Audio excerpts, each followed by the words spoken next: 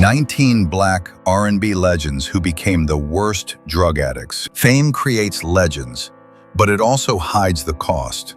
Behind the records, awards, and standing ovations are lives shaped by pressure, addiction, silence, and survival. These artists didn't just make history, they paid for it. From unstoppable rise to devastating collapse, their stories reveal how brilliance can be exploited and how talent is rarely protected. Tonight on Black Excellence Legends, we go beyond the hits to uncover what success took from them and what the industry refused to give back. Stay with us until the end, because these truths challenge everything we celebrate. Share your thoughts in the comments and join the conversation. R. Kelly. R. Kelly's rise once symbolized unmatched dominance in R&B. From the 1990s to the early 2000s, his songwriting and production shaped a generation. With chart-topping albums, Grammy Awards, and songwriting credits that generated tens of millions of dollars. At his commercial peak, industry estimates placed his annual earnings in the multi-million-dollar range, fueled by record sales, touring, and publishing royalties. Fame, however, also created insulation, an environment where power went largely unchecked. For years, allegations followed Kelly, but success delayed accountability. Multiple reports, lawsuits, and settlements accumulated long before criminal convictions arrived. The turning point came when federal investigations consolidated decades of testimony into formal charges. In 2021, Kelly was convicted in New York on racketeering and sex trafficking counts. In 2022, he received a 30-year federal prison sentence. A separate federal case in Chicago later added additional convictions, extending his incarceration. These outcomes are documented court rulings, not speculation. The collapse was financial as well as legal. Court records and reporting revealed unpaid taxes totaling millions of dollars, foreclosed properties, and mounting legal fees. Music catalogs that once produced steady income became legally entangled, and touring, formerly his primary revenue stream, ended permanently. The empire that thrived on control unraveled under scrutiny. Beyond numbers, the case reshaped conversations about accountability in entertainment. Survivors' testimonies highlighted how celebrity can silence victims and delay justice. The reckoning forced labels, collaborators, and audiences to confront complicity, how success can obscure harm when profit is prioritized over protection. R. Kelly's story is not one of talent lost to circumstance. It is a cautionary record of power abused and consequences delayed. His legacy now stands as evidence that acclaim does not erase responsibility, and that accountability, however late, can still arrive. Whitney Houston. Whitney Houston was once described as the voice of a generation, but her life revealed how brilliance can coexist with fragility. Rising in the mid-1980s, Houston shattered records with consecutive #1 hits, becoming the first artist to debut an album at #1 on the Billboard 200. At her peak, she sold over 200 million records worldwide and earned more than $100 million from music, film, and touring combined. Her success was historic, but relentless. Behind the perfection, pressure mounted. Whitney grew up in a musically powerful family where excellence was expected and vulnerability rarely welcomed. As fame accelerated, so did isolation. Her marriage to Bobby Brown became a public spectacle, marked by volatility that fed tabloid narratives and intensified scrutiny. Substance abuse followed, gradually eroding her reliability and vocal strength. Despite multiple attempts at recovery, the cycle persisted. Financial strain also emerged. Reports later confirmed that Houston's once vast fortune had been reduced by costly contracts, legal disputes, and extended inactivity. By the late 2000s, comeback efforts struggled against declining health and public skepticism. On February 11, 2012, Whitney Houston died at age 48. The official coroner's report cited accidental drowning, with heart disease and cocaine use as contributing factors. Her death shocked the world but also forced a reckoning. How a global icon could deteriorate under the weight of expectation, exposure, and untreated trauma. Whitney Houston's legacy is complex. She remains one of the greatest vocalists in history, yet her story warns that talent does not guarantee protection. Fame amplified her gift, but it also magnified her pain. Sean Combs, P. Diddy. Sean Combs built one of the most influential empires in modern music. Emerging in the 1990s, he transformed Bad Boy Records into a cultural force, launching careers, shaping sound, and redefining the role of the hip-hop mogul. At his height, Combs' ventures in music, fashion, and spirits positioned him as a billionaire-level entrepreneur, symbolizing Black ownership and ambition on a global scale. Power, however, brought scrutiny. Over decades, Combs cultivated an image of control over branding, artists, and narrative. While his business acumen was widely praised, critics noted patterns of intimidation and imbalance behind the scenes.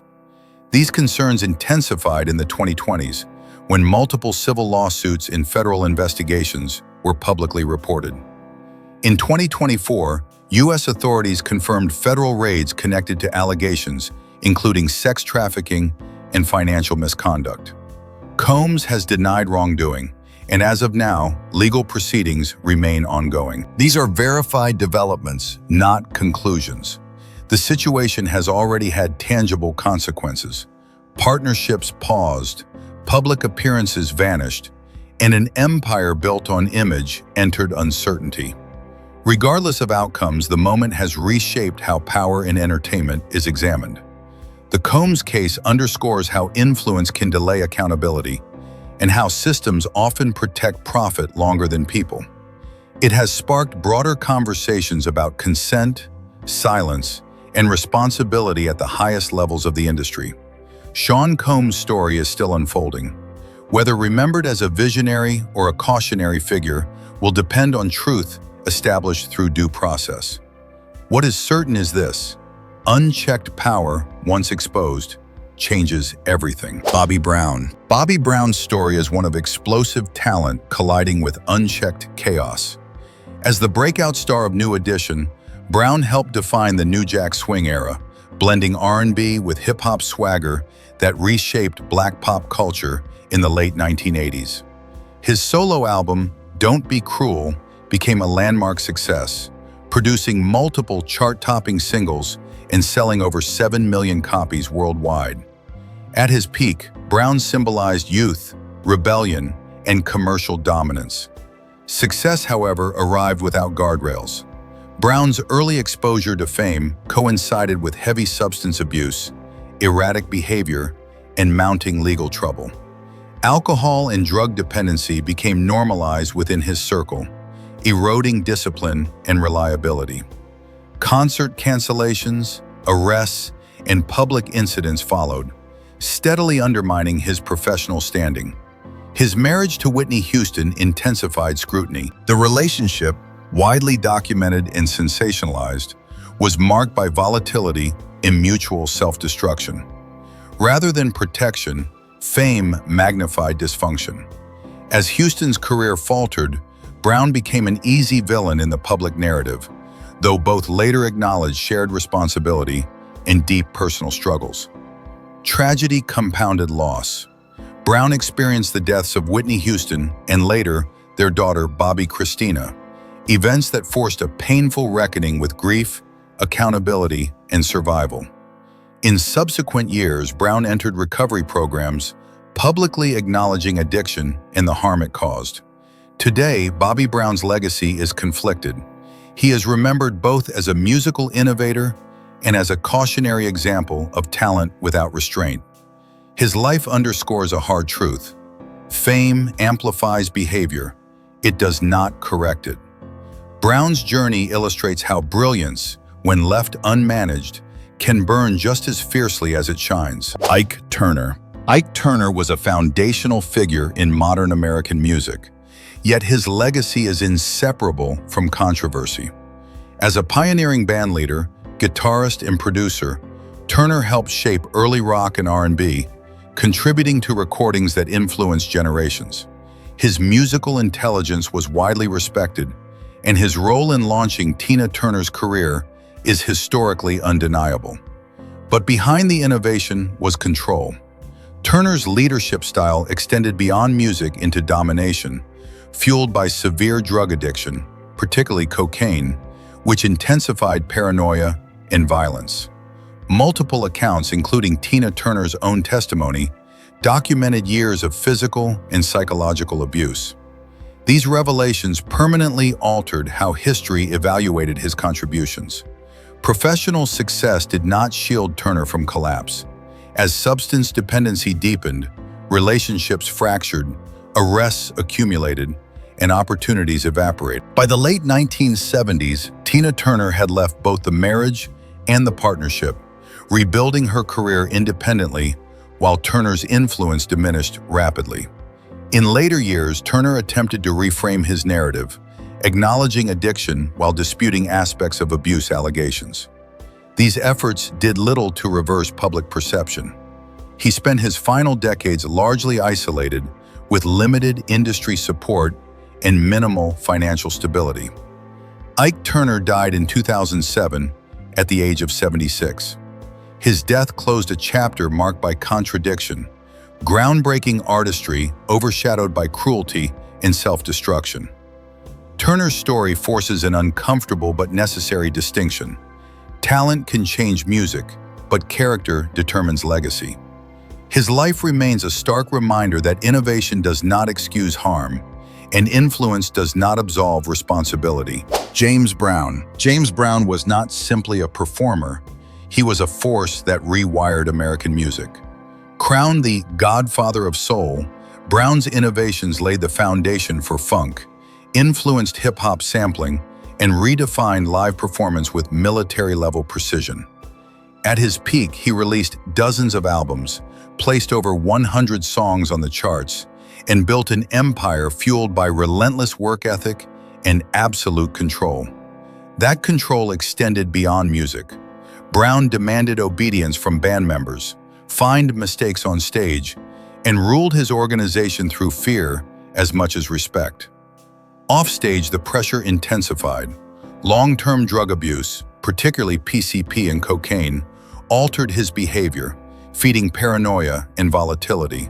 Arrests, domestic violence allegations, and erratic public incidents followed, gradually overshadowing his achievements. Despite mounting legal troubles, Brown maintained influence well into his later years. He remained a symbol of Black pride and economic independence, often speaking about self-reliance and ownership.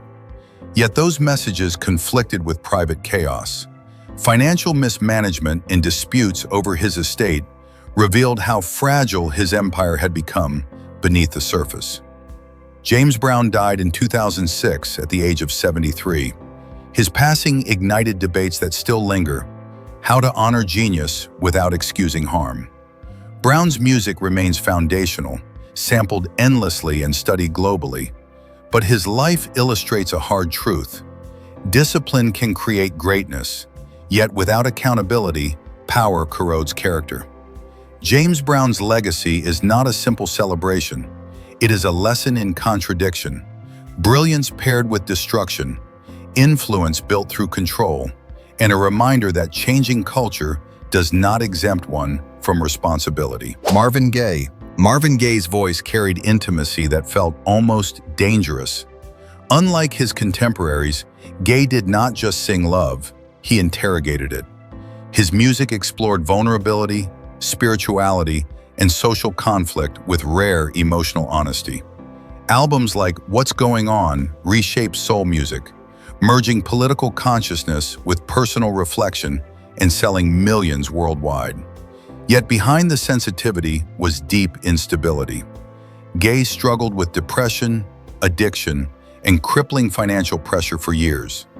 Heavy cocaine use intensified paranoia, while legal battles with the IRS pushed him into exile. He moved frequently, attempting to escape both creditors and his own thoughts. Music became refuge, but also burden. Family relationships deteriorated alongside his mental health. Marvin's bond with his father was especially volatile, rooted in resentment, fear, and unresolved trauma.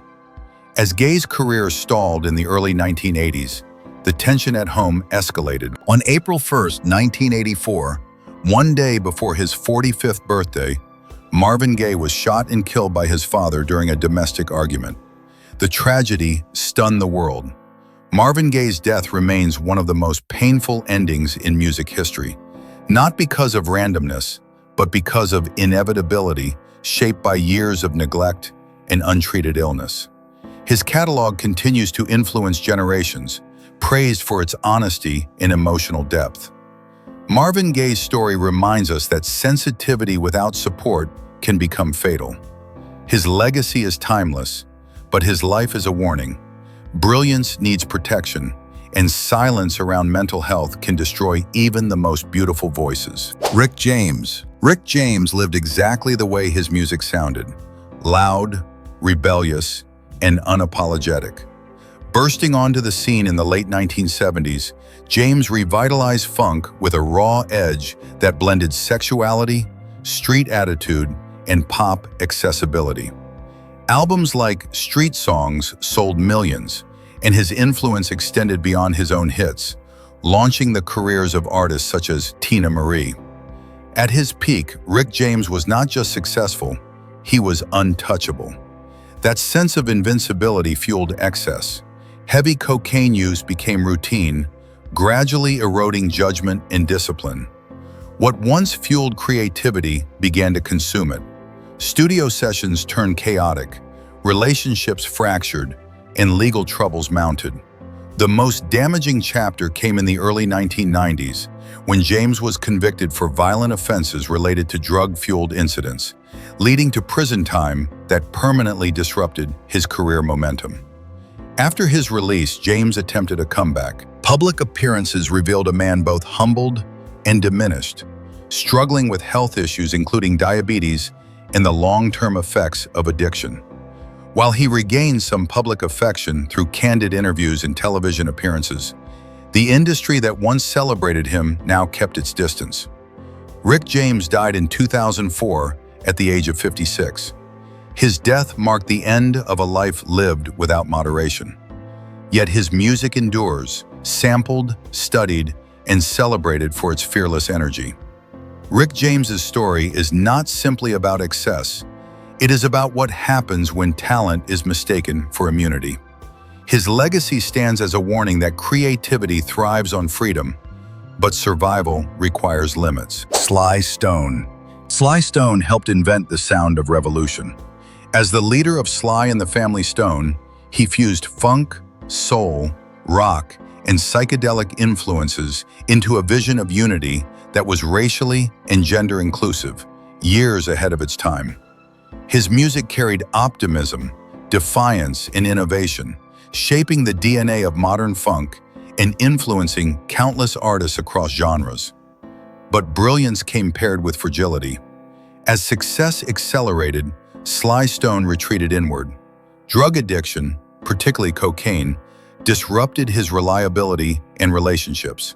Missed concerts, unfinished recordings, and growing paranoia strained both band and business ties. What had once been a collective movement slowly collapsed under inconsistency and isolation. By the late 1970s, Sly's public presence had faded. Legal disputes and financial mismanagement followed, leaving him disconnected from the wealth his music continued to generate. In later years, reports surfaced of Stone living in extreme poverty, including periods of homelessness, an astonishing contrast to his cultural impact. Unlike many fallen icons, Sly Stone largely avoided public explanation. He rarely gave interviews, choosing silence over narrative repair. That absence allowed myths to grow, but it also underscored a painful truth.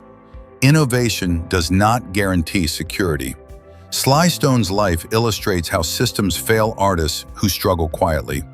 His work remains foundational, sampled endlessly and credited by generations of musicians. Yet his personal decline exposes a gap between cultural celebration and human care. Sly Stone changed music forever, but the industry he helped build did not protect him when he needed it most. Etta James. Etta James possessed a voice that sounded lived in from the very beginning. Long before fame arrived, her childhood was marked by instability, abandonment, and abuse, experiences that shaped both her emotional depth and her lifelong struggles. When she broke through in the mid-1950s, her raw power distinguished her instantly.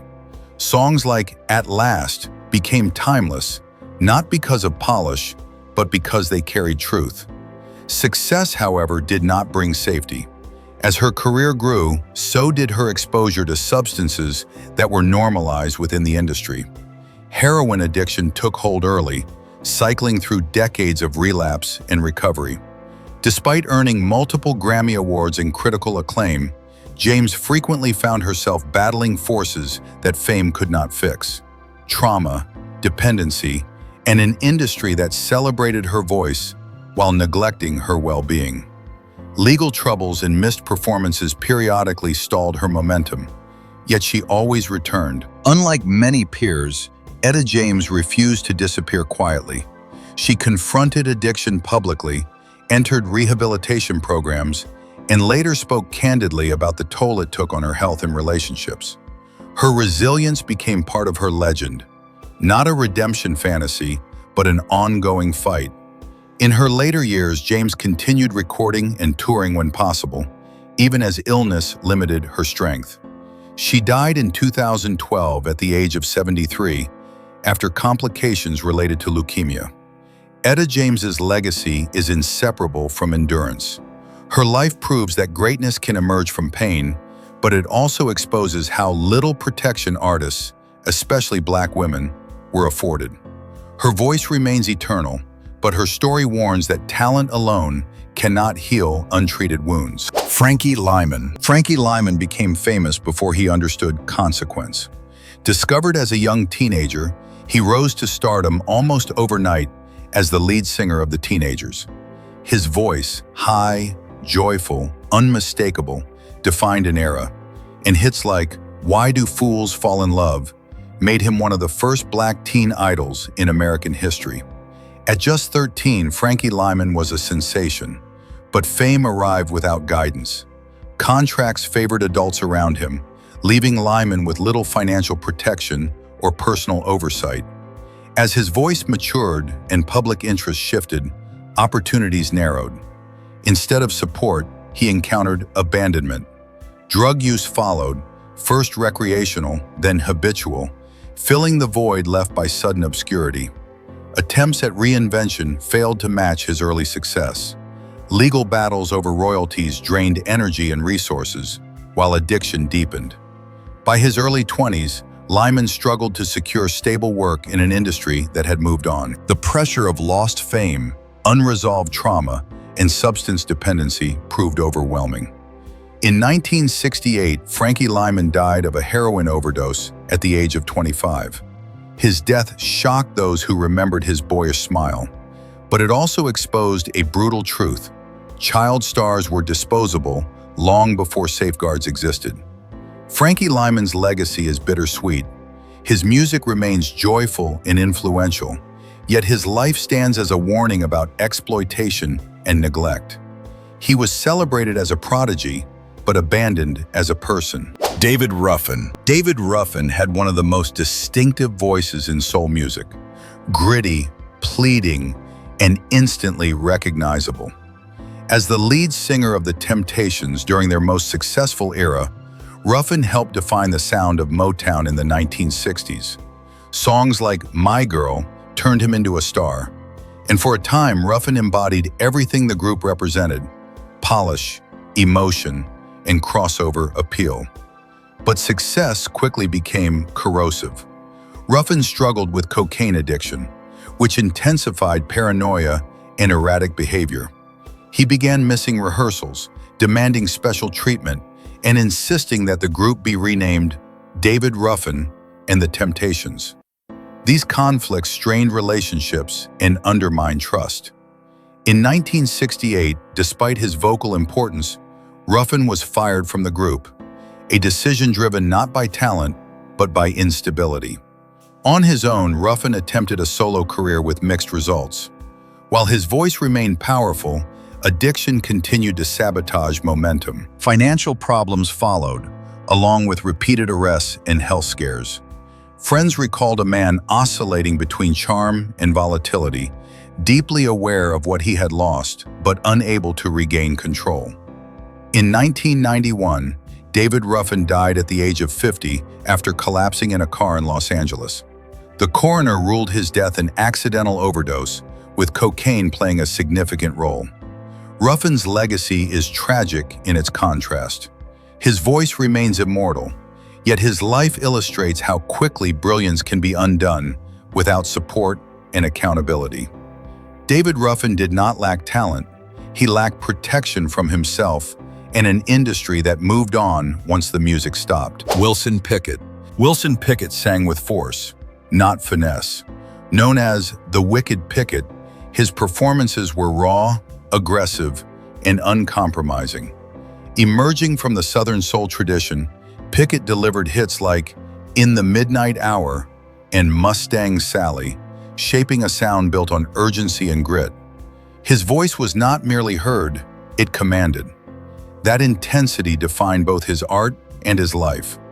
As fame grew, Pickett developed a reputation for volatility. Alcohol abuse and violent outbursts became increasingly common, eroding professional relationships.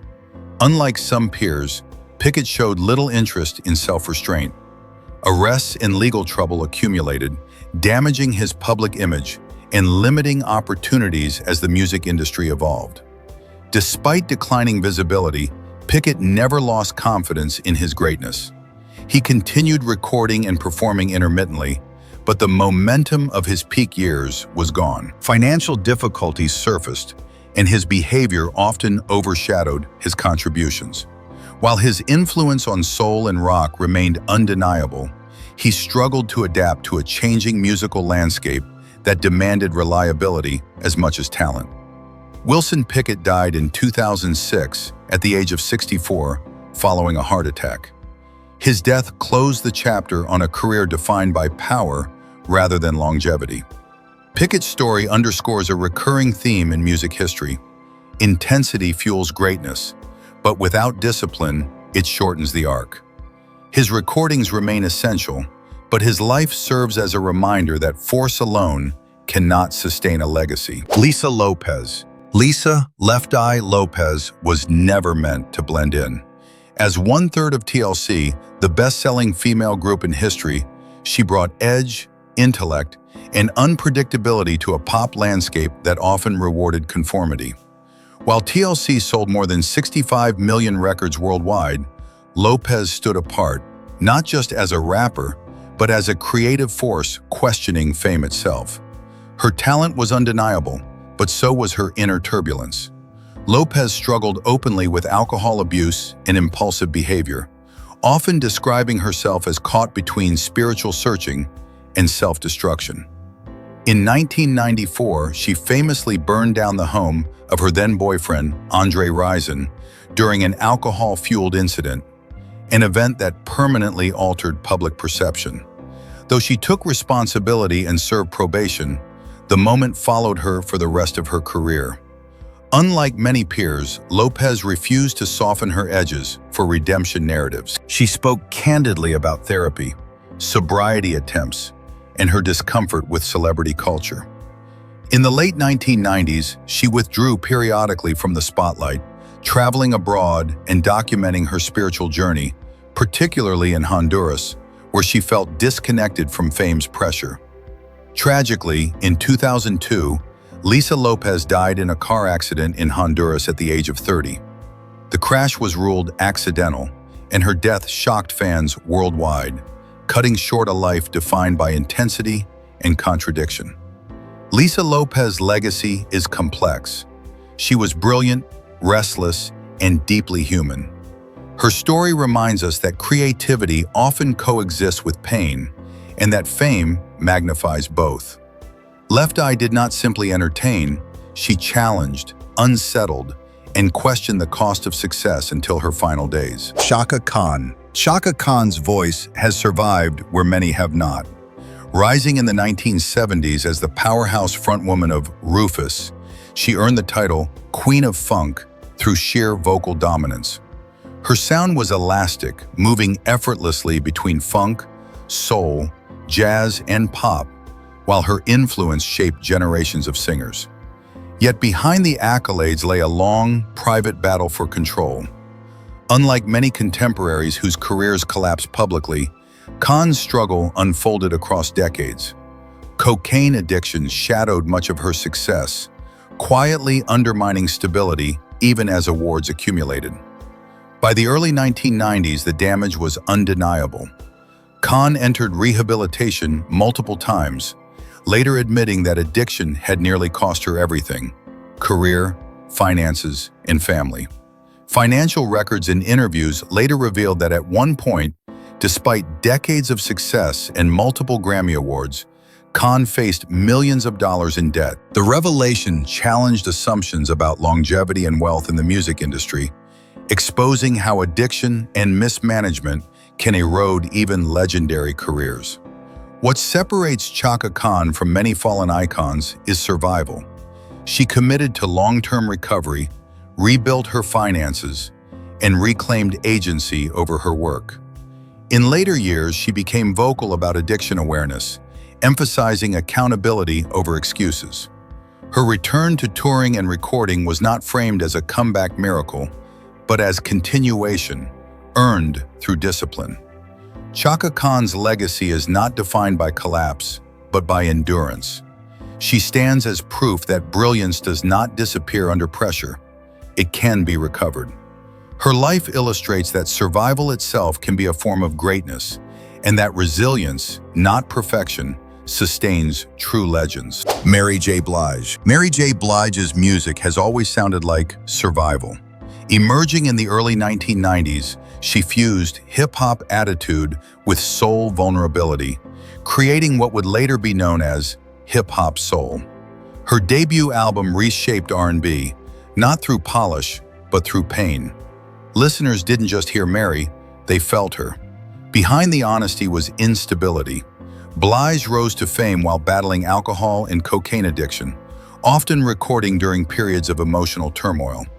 Toxic relationships reinforced cycles of self-destruction, and success offered access rather than protection. At her lowest point, Blige later admitted she struggled with depression and suicidal thoughts, even as her career flourished. Financial success did not bring security. Despite multi-platinum albums and awards, poor contracts and personal chaos left her vulnerable. The turning point came in the early 2000s, when Blige entered rehabilitation and committed to sobriety. The shift was gradual, not miraculous. Recovery required dismantling habits, relationships, and self-perceptions built over years. Her post-recovery work reflected clarity rather than crisis. Albums explored healing, accountability, and self-worth, resonating with audiences who grew alongside her. Blige also expanded into acting, earning critical recognition while maintaining musical relevance. By reframing pain as testimony rather than identity, she transformed vulnerability into strength. Mary J. Blige's legacy lies in honesty without collapse. She did not hide her struggles, nor did she let them define her ending. Her life demonstrates that healing is not linear, but it is possible, and that survival itself can become art when truth is allowed to lead. James Ingram. James Ingram's voice was quiet power. Known for soaring ballads and emotional precision, he became one of the most recognizable voices of 1980s soul and pop. Collaborations with major artists and film soundtracks earned him Grammy and Academy Award recognition, positioning him as a trusted interpreter of feeling rather than spectacle. Unlike many peers, Ingram avoided public chaos. He maintained a low profile, focusing on songwriting and studio work while letting the music speak. This discretion extended to his personal life, including health. For years, Ingram battled brain cancer privately, choosing not to publicize his illness while continuing to work when possible. That silence was intentional. Ingram believed that his role was to deliver comfort, not invite concern. Friends later described him as disciplined and deeply spiritual, using faith and routine to manage both career and illness. As his health declined, he withdrew from public appearances without explanation, preserving dignity over narrative. In January 2019, James Ingram died at the age of 66. News of his passing surprised many, revealing for the first time the length and severity of his illness. The response underscored his impact. Tributes focused not on scandal, but on gratitude. James Ingram's story is rare in an industry drawn to excess. He achieved success without implosion, visibility without exposure. His legacy reminds us that not all struggles are loud, and that grace can be a form of resistance. Ingram proved that longevity does not require chaos, only commitment to craft and self-respect. Bill Withers. Bill Withers never chased the spotlight. It came to him, and he eventually walked away from it. Emerging in the early 1970s, Withers wrote songs that sounded plain-spoken, yet profound. Tracks like Lean on Me, Ain't No Sunshine, and Lovely Day became universal anthems, rooted in everyday language and emotional clarity. Unlike many peers, Withers did not build his reputation on vocal acrobatics or spectacle. He built it on truth. Commercial success followed quickly. His records sold millions, and his songs crossed genres, cultures, and generations. Yet the industry that celebrated his authenticity also tried to reshape it. Withers clashed repeatedly with record executives who pushed for trend-driven production and image control. The tension was not creative disagreement, it was a philosophical divide. Withers believed songs should serve people, not markets. By the mid-1980s, he made a rare decision for a hitmaker at his peak. He stopped. Rather than compromise his voice or submit to industry pressure, Withers stepped away from recording entirely. He did not frame the exit as protest or tragedy. He framed it as peace. Financially stable and creatively satisfied, he chose privacy over productivity. In later years, Withers remained influential without visibility. His catalog continued to generate cultural impact through sampling, film placements, and covers by younger artists. When he spoke publicly, it was with humor and restraint, emphasizing contentment over legacy building. Bill Withers died in 2020 at the age of 81. His story challenges a core assumption of fame, that success must be continuous to be meaningful. Withers proved the opposite, that integrity can be the highest achievement, and that walking away can sometimes be the most powerful statement an artist makes. Betty Wright. Betty Wright understood the business of music as deeply as its emotion. A prodigy who scored her first hit as a teenager, Wright navigated success early, learning quickly how easily artists, especially young Black women, could be exploited. Rather than surrender control, she built it. By the 1970s, Wright was not only a celebrated soul singer, but also a sharp entrepreneur determined to protect creative ownership. Her voice carried warmth and authority, grounding songs that balance vulnerability with strength. While she enjoyed chart success, Wright increasingly focused on independence. She founded her own label, challenged exploitative contracts, and spoke openly about the need for artists to understand royalties and rights. These moves limited mainstream exposure, but expanded long-term influence. In later decades, Wright reinvented her role. She became a mentor and producer, guiding emerging talent with a blend of honesty and care. Collations with younger artists bridged generations, positioning her as a quiet architect behind the scenes. She prioritized sustainability over stardom, emphasizing longevity, wellness, and informed decision-making. Health challenges emerged privately.